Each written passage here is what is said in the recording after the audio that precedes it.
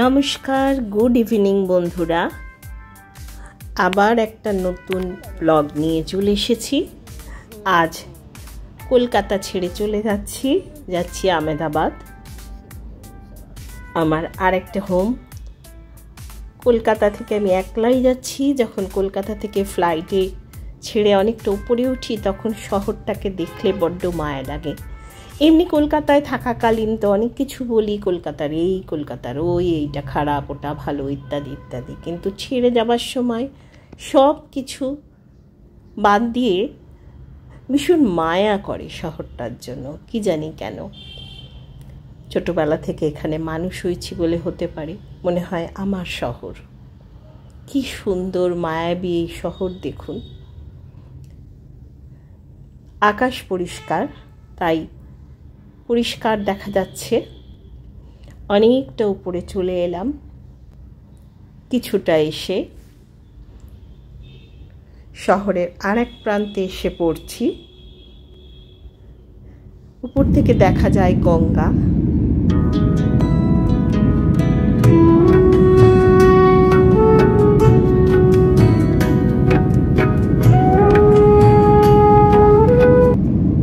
পাশের দুটি অল্প বয়সী ছেলে, তাদের সঙ্গে গল্প করতে করতেই আহমেদাবাদে তারা চাকরি করে, তো অনেকটা পথ পেরিয়ে আসছে। দেখুন গঙ্গা, একদিকে কলকাতা একদিকে হাওড়া।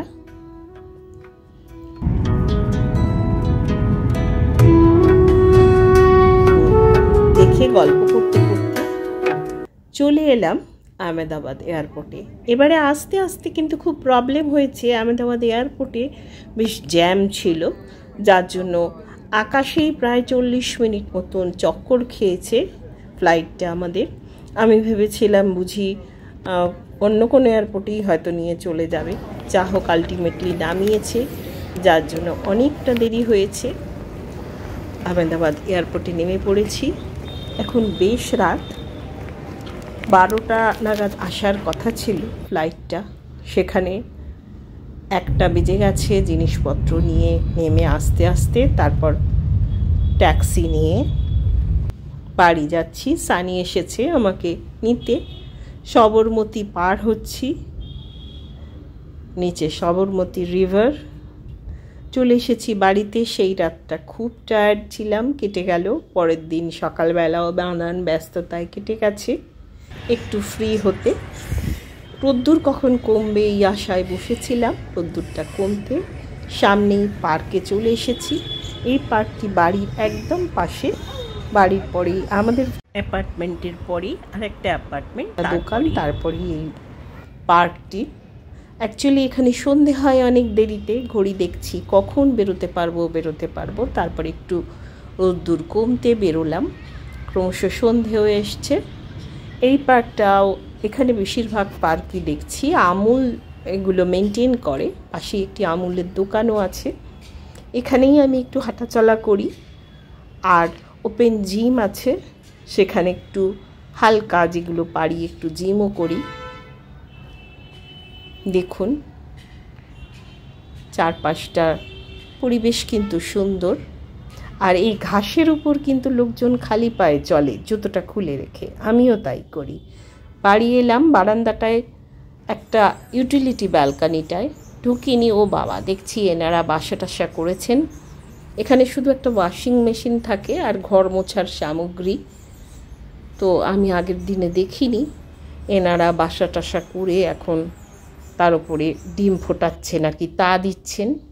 রাত্রিবেলা রান্না করেছি একটা শাক, পটল বাটা, পোস্ত, বিউলির ডাল, তাছাড়া কলকাতা থেকে চানাচুর নিয়ে গেছি, বয়েল এগ, কাঁচা পটল, একটু 1 চামচ সর্ষে, 2 চামচ পোস্ত, কয়েকটা কাঁচা লঙ্কা আর একটুখানি নুন চিনি দিয়ে বেটে কালো জিরে ফোড়ন দিয়ে একটু নাড়লেই পটল বাটা কমপ্লিট হয়। আমার খুব প্রিয় হয়েছে খাদ্যটা।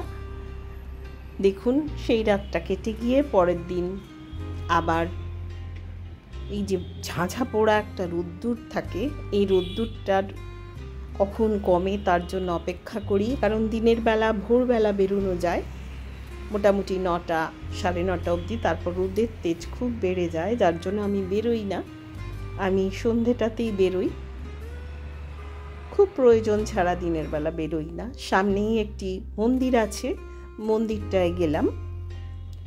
আজ সূর্যগ্রহণের একটা দিন রয়েছে, তিথি রয়েছে, এমনি এই মন্দিরটায় লোকজন আসে, বয়স্ক কম বয়সী সবাই। আর এই বিশেষ তিথিগুলোতে দেখি খুব সুন্দর পূজা অর্চনা হয়। দেখুন সবাই রয়েছে। আর একটা জিনিস আমার খুব ভালো লাগে, এটা ভারতবর্ষের অন্যান্য জায়গায় দেখি, আমাদের বাংলায় যেরকম মন্দিরগুলোতে মহিলাদের প্রাধান্যই বেশি, পুরুষ কিন্তু বেশ কম দেখি।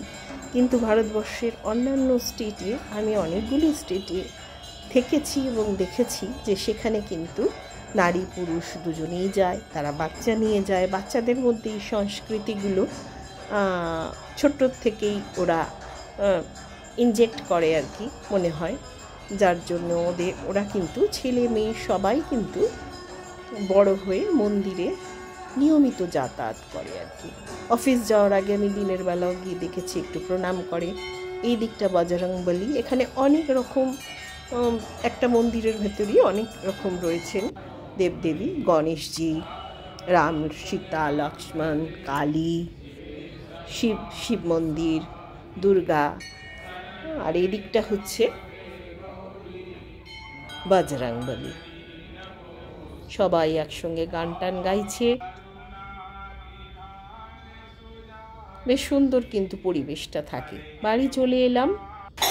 এখানে আরেকটা জিনিস, এখানে আমি অন্তত যে কটি বাড়িতে থেকেছি দেখেছি মানে সার্ভেন্টরা আর কি মেল, তো আগের দুটি বাড়িতেও মেল ছিল, এও তাই, মানে হাউস হেল্প যারা, তারা বেশিরভাগ ছেলে, মেয়েরা খুব কম।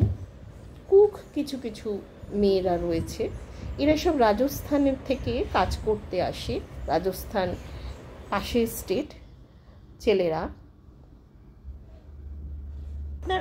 দেখুন अच्छा कितने घर काम करते हो, यही बोलती 6-7 घर होगा, 6-7।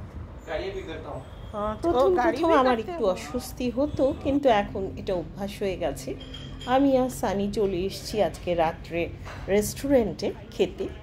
বন্ধুরা, আমার এই ছোট ছোট ভিডিওগুলো ভালো লাগলে একটু লাইক দেবেন, শেয়ার করবেন। আর বন্ধুরা, আজকে এই খাবার পরই ভিডিওটা শেষ করব। আপনারা সবাই খুব ভালো থাকবেন। পরবর্তী ভিডিওয়ে আবার দেখা হবে। টাটা।